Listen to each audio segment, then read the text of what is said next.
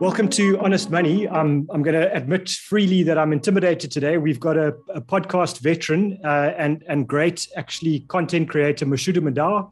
He'll tell you himself that he's an unemployed person pretending to be an entrepreneur and creator. I think that's overly modest. He's someone who does an incredible amount for the entrepreneur community. So Mashudu, thanks so much for joining. Thank you so much for having me. I think the unemployed pretending to be an entrepreneur was just a simple way to say, I'm a creator / entrepreneur, just trying to make something, build something, create something that can make a difference. Thank you so much for having me. As now kind of an old entrepreneur, I can tell you, creating something from nothing is incredibly difficult. And I think people who have a job, in a big corporate or in government nowadays, they think it's easy. And being an entrepreneur, possibly the most rewarding thing we can do, but certainly one of the hardest. And most entrepreneurs, when you talk to them 10, 20 years later, will tell you if they knew how hard it was going to be, they probably wouldn't have done it. But would they change anything? No. And I guess you're on that journey now. Yeah, and I think I'm kind of early in my journey, right? And yesterday I was reading an article about entrepreneurs / startups that actually have very successful, funding rounds or any sort of exits where the business gets bought or anything like that. The average age of them is usually around 39 years old. And I think the myth of just, you're a young guy, have an idea, and everything just sort of works out overnight is so flawed, right? I think there's so much more of a journey to be shared and so much more to be learned and taught to people about entrepreneurship, about building businesses, about what startups are trying to do. I think that through platforms like this, we can have much more meaningful conversations about the realities of entrepreneurship and how much more difficult it actually might be and how much more work it actually is as well. And so you give me a neat intro into my first big question for you. And one of the themes of content that you cover for entrepreneurs is about a community. And I like the way that you say go deep and don't go wide. But let's start with basics. This is Honest Money. We assume we're all learning from scratch here. So what is a community for an entrepreneur? So to me, community is the biggest investment that any startup can make that no one talks about.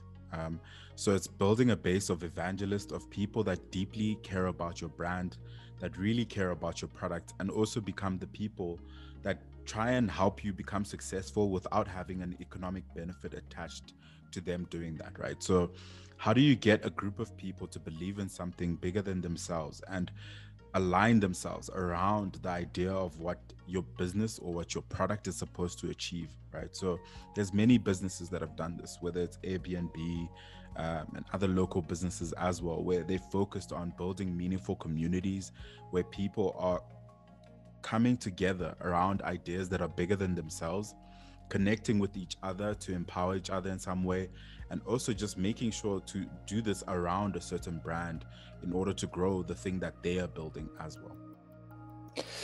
If I think about, just before we started recording, I was having a friendly fight with my producer, Steve, about Apple, right? Because I guess that's what you're talking about. People who are committed to Apple and, they think it's the best thing ever and they get no benefit from being such raging fans, bar for the fact that they're in the Apple community and, they're in it and everyone else is outside.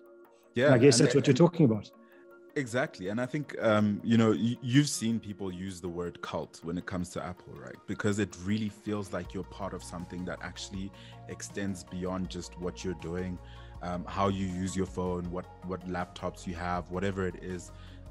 It goes beyond that. It's a mentality around a product that actually brings people together, but also empowers people to do more for themselves and the people around them in different ways. So I think that every entrepreneur, every creator, every startup, every small business should be focusing on this, because people can copy, your idea. They can copy the service that you provide. They can copy your product. It's very simple to copy those things. It's very, very hard to copy your community, because that's something you build from day one, where you start to pull people into the inner crux of how you operate as a business, but also get them to believe in the vision that you have for the world because of the impact that your business is trying to achieve. So I really think that making that investment makes your business far more sustainable and far more like robust in terms of brand love or like brand association or brand loyalty at a deeper level than, say, just getting people to be excited about an ad or anything like that. So you're touching on kind of answering my next question a bit, which is, how do I do that if I'm an entrepreneur? And what you're talking about is, and it's not just for me to sell my physical product. If I'm selling a physical product, what I'm also doing is selling values, ideals, a way of being, and not just a transaction. And Exactly. it's got to speak to people to their heart, I guess, not just their head. Exactly. And I think it goes down to the foundations of why your business exists, right? So the deeper the foundations of why you exist as a business, what is the vision that you see for the world because of the impact that your business will have on it, right? So the reality is everyone starts a business for a reason much bigger than just money. There are people that start businesses for money, but like it's very few and far between. It's mostly for survival in that situation. But people that want to build really meaningful businesses and like startups that scale to significant levels, they really have a deep and fundamental need that they want to fulfill. There's something that they want to change in the world that they've seen is broken. They want to open up access to enable more people to have something, right? So when you think about that as the foundation for why a business exists, building a community is really just trying to find your tribe that really can believe in the same thing that you do, right? So for example, there's a business that believes in opening up commerce for small businesses in South Africa, right? What they'll do is fundamentally look for small businesses that can use their services, yes, but deeper than that is building a community around that by saying, hey, we actually have a means for you to connect with other entrepreneurs. We have a means for you to be able to help other entrepreneurs grow. We have a means for you to be empowered and enabled by learning new skills, learning new tricks, whatever it is. And it becomes so much more than just, hey, we help you transact through whatever, means. It becomes, oh, wait, this organization empowers me. It enables me. It educates me. This organization is deeply invested in seeing me grow. And because of that, I'll be the champion that goes into my community to find more people to say, hey, are you starting a business? There's this one organization that believes genuinely in helping us become the best that we can be. How does that look? And we keep sort of building that community, slowly, until you get to a level where you really have like this base of evangelists, of people that are out there fighting for your success just as much as you are as well. And I think it correlates a lot with investing. People who invest simply just to get rich, and to try and get rich as fast as possible, they're the ones that get caught in scams all day long, because they've got no deeper strategy, no deeper fundamental drive to what they're doing. And so when you don't have a kind of a moral compass to what you do, either as an investor or as an entrepreneur, and no deeper drive beyond just short-term rapid wealth creation, what you find is you get derailed really quickly. And I think it's true for business and investing. I think it's one of those things where you've got to say, what are the deeper motivations for why I want to instill the discipline in myself, because that's what we're talking about here. Getting up every single day to start a business, to be an investor, is not easy, and no one's going to tell you to do it every day. You've got to do it yourself. And if you don't have a deeper drive, you lose motivation, or you lose direction, and then you end up going nowhere really quickly. So I think it resonates. Yeah, I absolutely agree with that. And I think I have a question for you. Like you mentioned earlier on that you are, an older entrepreneur, more experienced entrepreneur. What do you think has sustained you throughout that time? For me, we started a financial services company, especially focusing on helping people manage their money. And what really upset me about the industry at the time, and we're going back to 2005, was it was a product selling industry that worked incredibly well for the industry, not for the people who were trying to grow their money. And I felt that it was the whole industry was self-serving. So it was one of those where, the people in the industry were the ones flying the jets and, and the big cars, and their clients were the ones that were getting poorer every month and every year. And that bothered me a lot. And I felt there must be a different way. And if we're going to teach people to be financially free, and that's our goal, then you've got to start from the ground up and do it, rebuild the whole way this whole thing works. So I must say, starting the business was incredibly hard. We certainly didn't make money for a very long time, but that moral kind of rage was probably what got me through the first 3 or 4 years, and the absolute hatred of these big companies that were just there to look after themselves and their employees' bonuses. That bothered me a lot. So I can't say it was a really positive emotion. It was just absolute outrage at how bad the industry was working, and it's changed. But that was probably the start for me.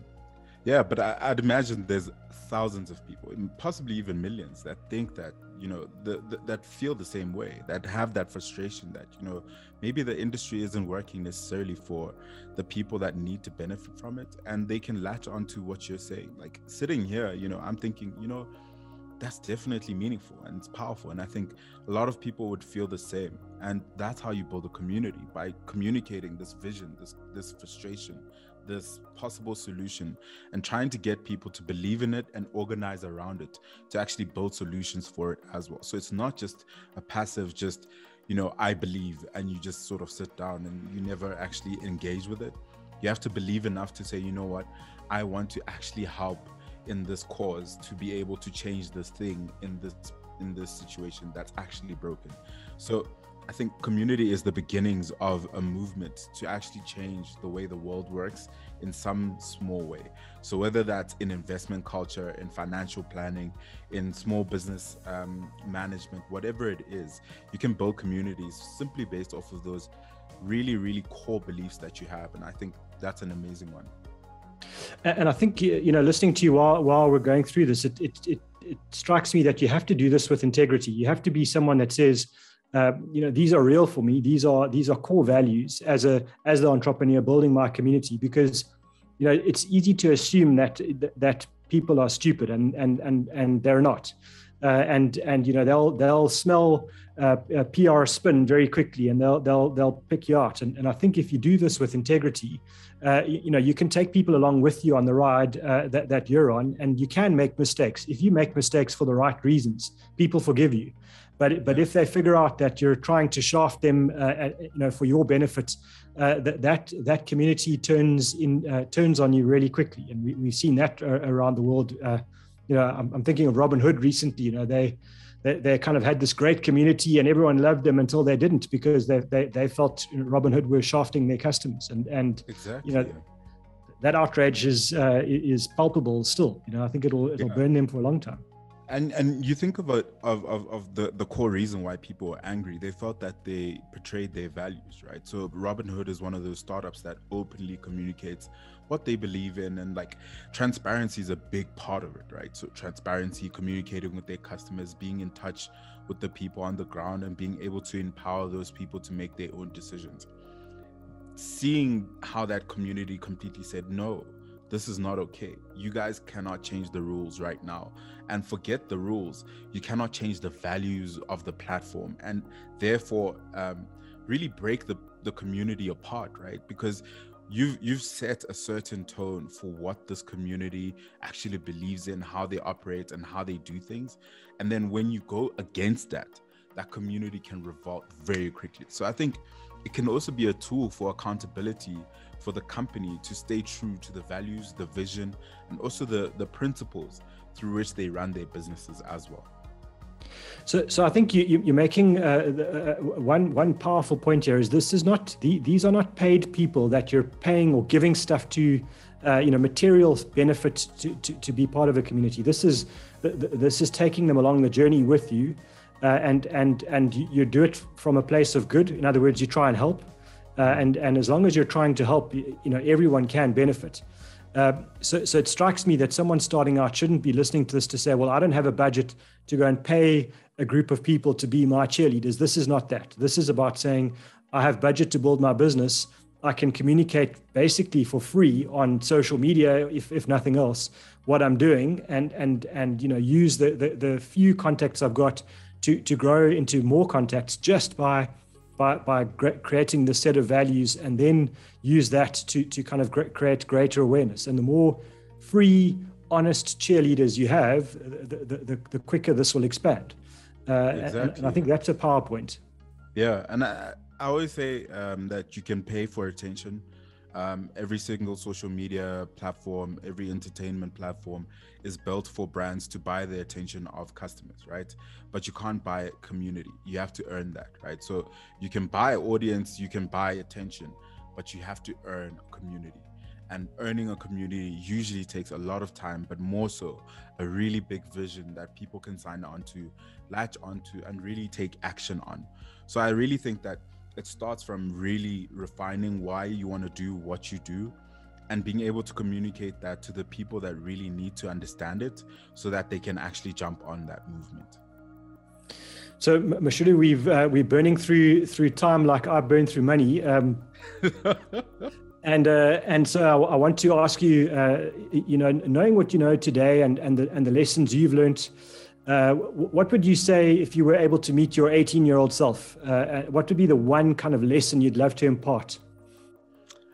So I think the biggest thing would be to stay true to yourself and be as patient as possible into actually realizing what that best version of that self is, right? So stay true to yourself at the beginning because you think you know who you are, but stay really, really, really patient in the process to becoming the best version of what that is, and make space for that to really evolve, right? So if you start off I started off trying to study accounting, really tried to do it, then tried to study economics, really tried to do it, but every time I just couldn't get through with it because I realized like the truest self of who I was an entrepreneur, and trying to build things, create things, put things out into the world, build communities, connect people. Those were the things that were really who I was. So it really took a process of patience and a process of like constantly, consciously working on who I want to become to actually realize that end point. And I think that unfortunately, the world has very little room for failure. But if you can find ways to really expand what that is, I really hope that you can. I think it's such a powerful point, and also to me, you should be incredibly stubborn about your core values, but then really flexible about how you implement. If something's not working, there's no harm in trying, moving on, and adjusting all the time. Because that is the way that we find our path, and I think that's whether it be as people or as businesses, to be arrogant enough to believe that on day one you've got the perfect plan and you just need to put one foot in front of the other and you never need to change anything. You're crazy. Life changes all the time, and so you have to adapt. But what you shouldn't do is sell out your values, and I think that that's a huge point. Absolutely, so powerful. So on that note, I'm gonna wrap up. Mashudu Modau, thanks so much for joining us. For people that want more of his great content, he's got a fantastic podcast, Mash Startup Pod, and I follow him on Twitter, Mash Startup. So huge source of content for entrepreneurs and creators. So don't be lazy. Go and follow and get the content. Thanks so much for joining us. Thank you so much for having me, Warren.